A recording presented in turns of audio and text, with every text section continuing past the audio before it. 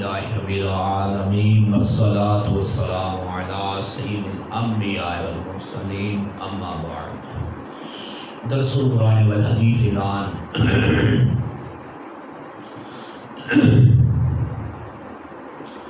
علی اللہ للہ رسول اللہ صلی اللہ علیہ وسلم۔ آج کا درس قرآن درس حدیث اس بارے میں ہے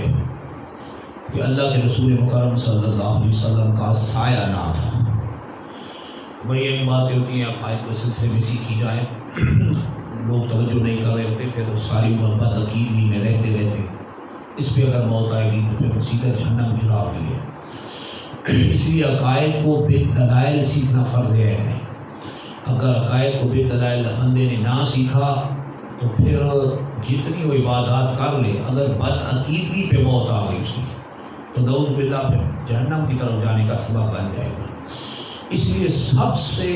پہلے جو ضروری چیز ہے وہ عقائد ہے۔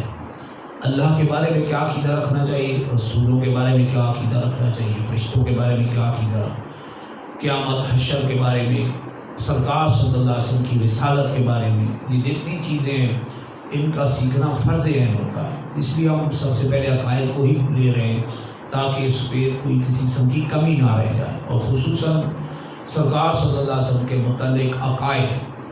باطل عقائد کا رد کر رہے ہیں اور صحیح عقائد کو ہم بیان کر رہے ہیں، چونکہ یہ عقائد اہل سنت میں سے سرکار صلی اللہ علیہ وسلم کا سایہ نہ تھا۔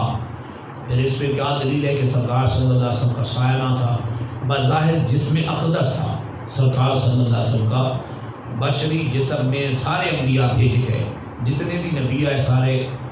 لباس بشریت میں آئے، مگر سرکار علی وقار صلی اللہ علیہ وسلم کے جسم انور کا سایہ نہ تھا۔ اس پر حدیث کریمہ پیش کرتے ہیں آپ کی خدمت میں۔ رواہ المفسر المحدث المحقق المؤرخ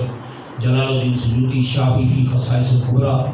خصائص الکبریٰ میں علامہ جلال الدین سیوطی شافعی اس حدیث مبارکہ کو نقل فرماتے ہیں۔ عن ذکوان رضی اللہ عنہ قال، حضرت ذکوان رضی اللہ عنہ سے ارشاد فرماتے ہیں، ان رسول اللہ صلی اللہ علیہ وسلم لم یکن یرا لہ ظل فی شمس ولا قمر۔ فرماتے ہیں اللہ کے رسول مکرم صلی اللہ علیہ وسلم کا سایہ نہ سورج کی روشنی میں دیکھا گیا، نہ چاند کی چاندنی میں دیکھا گیا۔ اور دوسری حدیث کے بعد میں آپ کی خدمت پیش کرتے ہیں، عظیم الشان محدث ابن جوزی نے الوفاء کتاب میں اس حدیث مبارکہ کو نقل فرمایا۔ حضرت عبداللہ بن مبارک نے بھی اس کو نقل فرمایا۔ عن عبداللہ بن عباس رضی اللہ عنہ قال،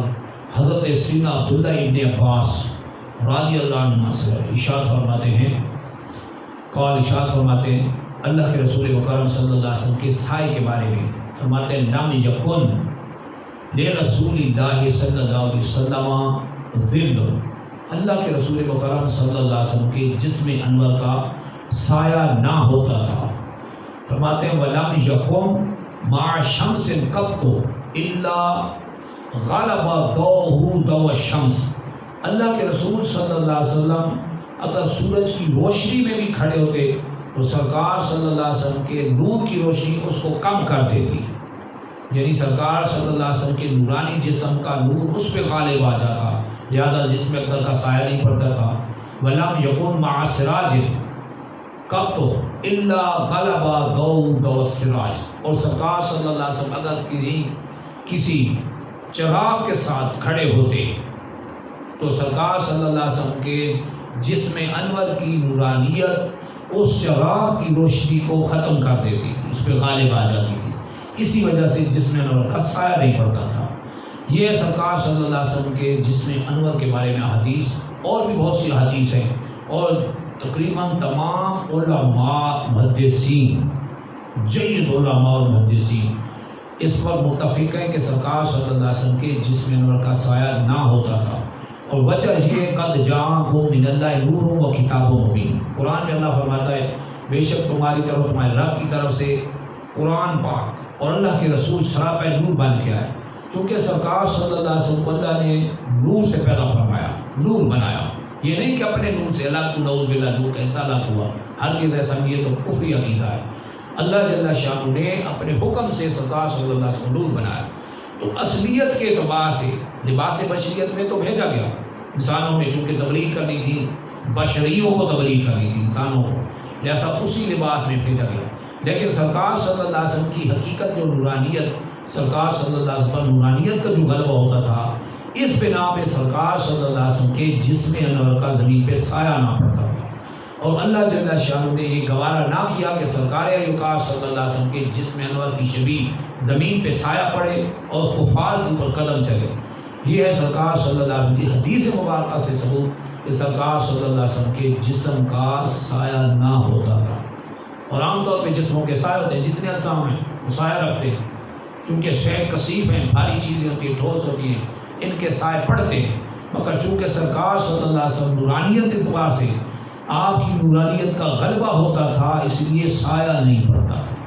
اللہ کی بارگاہ میں دعا ہے حق سمجھنے کو حق کو جانے کی توفیق عطا فرمائے۔ وآخر دعوانا الحمد للہ رب العالمین۔